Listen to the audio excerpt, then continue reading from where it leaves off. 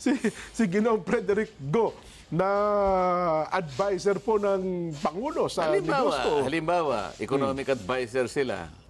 Siguradong napakataas ng mga pinag-aralan lahat yan. Paano nila pangangatwiranan na napakaraming ayuda ang ibinibigay sa tao bago mag-eleksyon? Oo.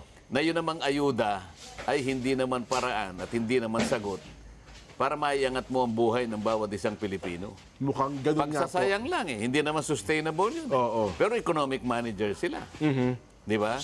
Pag tiningnan mo kung magkano lahat yung 5 ayuda na yan dyan na binibigay nila. Kulang-kulang 200 bilyong piso. Opo. Oo. Ang tanong ko dyan, kasi kung ako magtatanong sa kanila, sino-sino nabigyan ninyo? Anong impact nangyari sa buhay nila pagkatapos nyong ibigay yan? Oh. Pinag-uusapan natin kalagayan pang-economic ng mga tao.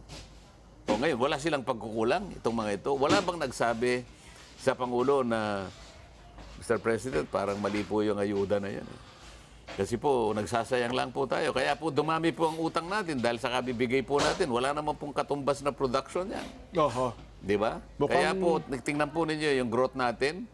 Consumption-driven lang. Pagkabigay po ng mga ayuda na yan, wala na. Pupunta po sila sa supermarket. Oho. Wala na po yun eh. Pero wala pong katumbas na production.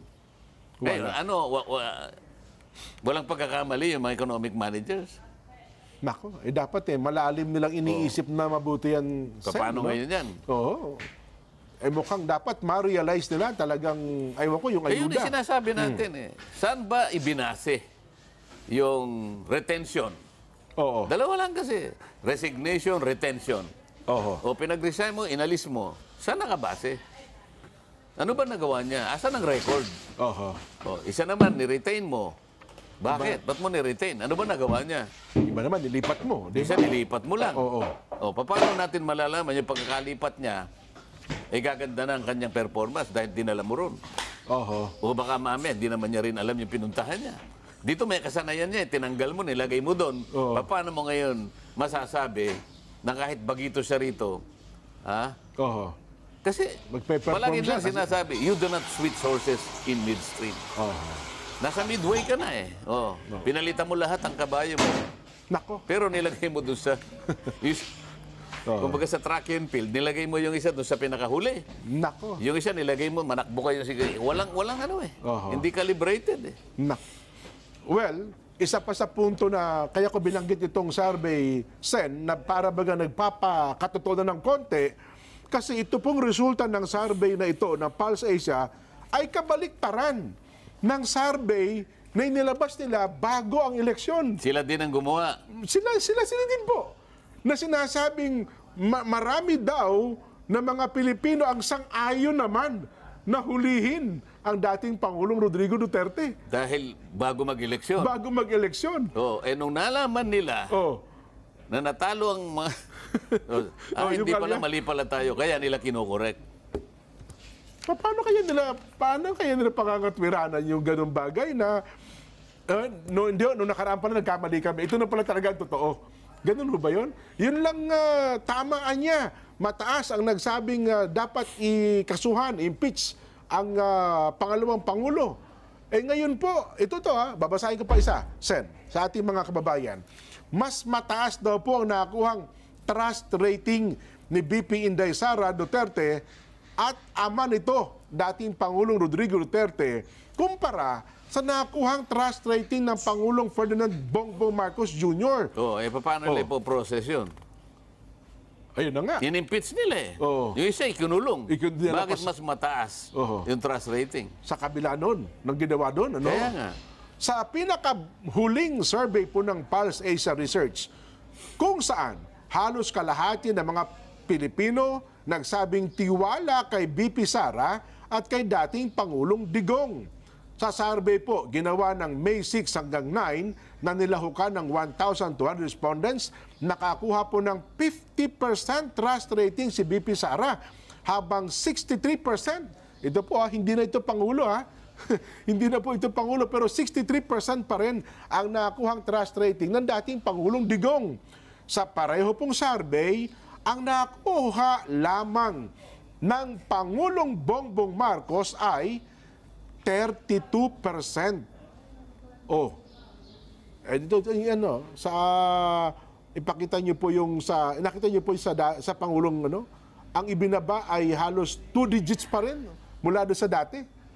Oh. Yan ho. Oh, mayroon hong sa NCR laki pa ng ibinaba niya, negative 10%. O negative 10. Oh. Bagay undecided pala ito. Oh, itaas mo ng konti, Direk. Ipataas mo ng konti para makita natin yung comparison. Okay, wala na. Oh, 38%. Yan ang sinasabi natin do sa ating mga kababayan. Samantalang noon, bago mag-eleksyon, mukhang hindi ganyan ang resulta ng survey. Sen. At ang iba nga, ay nagsasabing mukhang pabor pa raw po ang mga Pilipino na ang dating Pangulo at ang kasalukuyang pangalawang Pangulo ay naharap sa ganung mga asunto. Kaya nga siguro ibinibigay ang kamay ng pakikipagkasundo dahil nga dyan sa mga nakukuhang mga datos sa damdamin ng mga taong bayan. Totoo. Kaya na kailangan lang na maging seryoso din kung paano mo hahawakan yung kamay na ino-offer sa'yo. Kailangan makita yung kaseryosohan at saka paano ginagawa, At yung katapatan, Jen. Yan. Importante yun. Ngayon, paano mo susukatan ng katapatan kung wala ka namang ipakikita? Kagaya ng binabanggit natin kanina. Dapat merong mag-initiate mula sa kanila na kakitaan ng katapatan. Pero ewan ko sa social media naman, sa kabilang banda, Sen, para mapag-usapan lang natin, ibig ba niya sabihin kung nag-aalok ng pakikipagkasundo ay inaabsuelto na sa mga kasong kinakaharap nito, gaya ng pamilya Duterte? Kung ganun man ang nakikipagkasundo man ng administrasyon, kung meron naman anyang mga kasong kinakaharap Hindi naman yung nakikipagkasundo ang naglilitis sa kanya, di ba? Ang pinag-uusapan ay yung kamay ng pakikipagkasundo kung tatanggapin o hindi. Okay. Labas doon sa anuman yung kaso na inaharap ng isang partido, hindi ba? Opo. Ayun. Yun ang dapat na maunawaan ng ating mga kababayan. Kasi sa social media... questionable pa nga kung bakit dinala doon, hindi ba? Oo. Napakalaki ng legal issue tungkol dyan, hindi ba? Ayan. Hindi naman kumo nilagay doon, ibig sabihin may kasalanan na. Yung pa nga ibang usapin din Totoo. Kung may kasalanan, ba't di natin dito nilitis? Di ba? Nako.